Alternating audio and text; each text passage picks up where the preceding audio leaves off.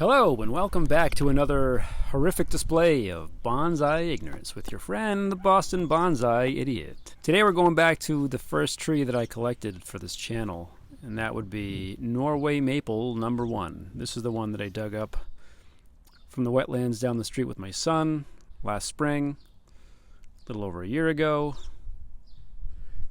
and it's since done pretty well. It's shot up some pretty vigorous shoots. And so my plan for today is sort of three-part. One is to reduce the vigorous, out of proportion shoots. And then I'll get to the other things later. We're actually going to be reducing the soil level. And then we're going to wire and style the little branches that remain. But anyway, first things first. Here are all the vigorous ones that I'm talking about that just don't work as bonsai. I mean, it would work fine if it was a tree.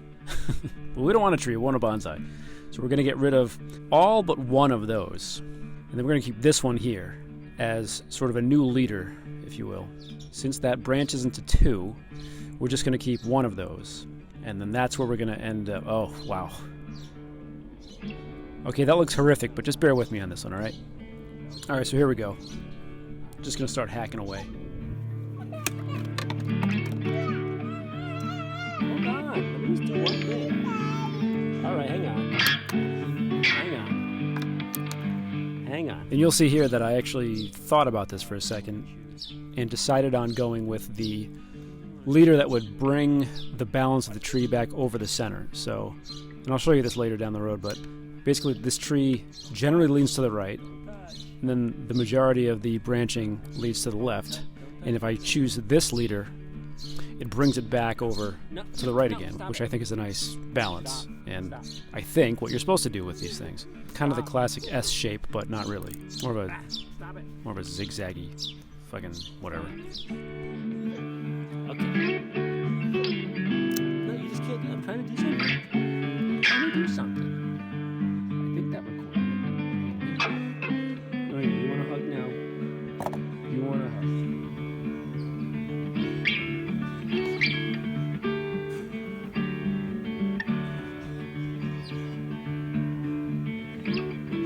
That's awesome. Come on.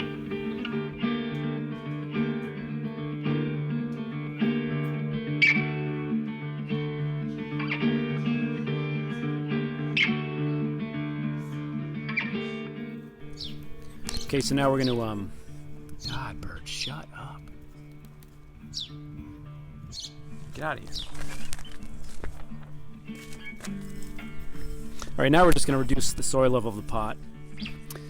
So I'm going to start digging down here, and you'll see right there is where I already hit some roots.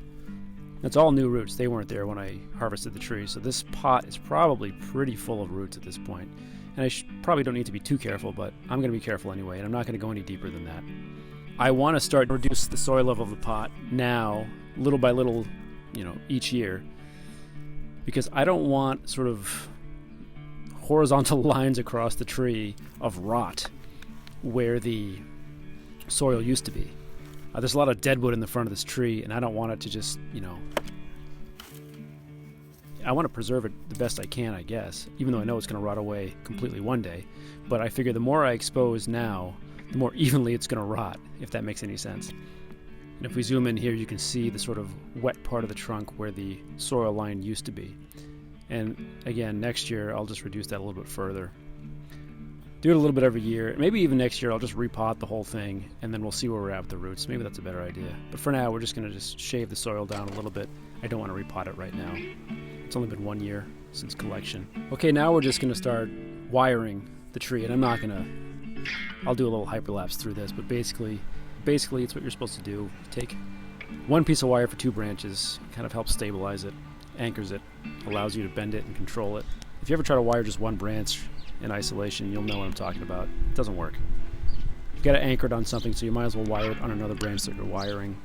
And these are, as you'll see, very thin and pliable branches. And here I am, I'm just trying to give them some basic movement, basically, and I kind of like how it turned out. It kind of gives it a little funky, gnarly, twisty-turny, composition.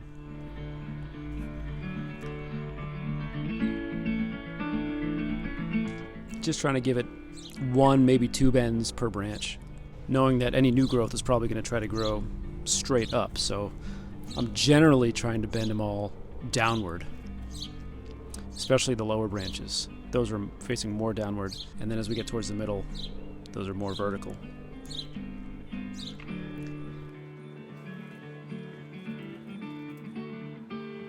And then I'm just tightening up the wires so that I can sleep at night.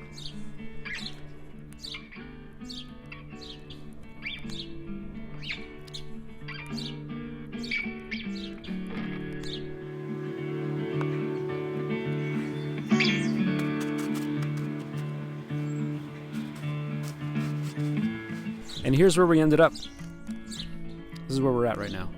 This is where we're going to be for a little while. Obviously got to keep an eye on those wires. Make sure they don't bite in. I'm curious to see where the vigor is going to go. If it's all going to be concentrated in that central leader, or if the tree is going to distribute it more evenly through the remaining branches that I left there, or, and hopefully this isn't the case, but it's possible that the tree will just abandon those lower branches. I mean, they were weak anyway. Again, this is just all experimental. I have no idea how this works. And there really isn't a lot of information on Norway Maple bonsais out there, so time will tell. It's been a fun experiment, and I'm really happy with this tree, mainly because of the cool trunk. And I'm hoping that those little smaller diameter branches survive, because it would make for a cool little tree. Anyway, thanks for watching. I'll give an update as soon as I can.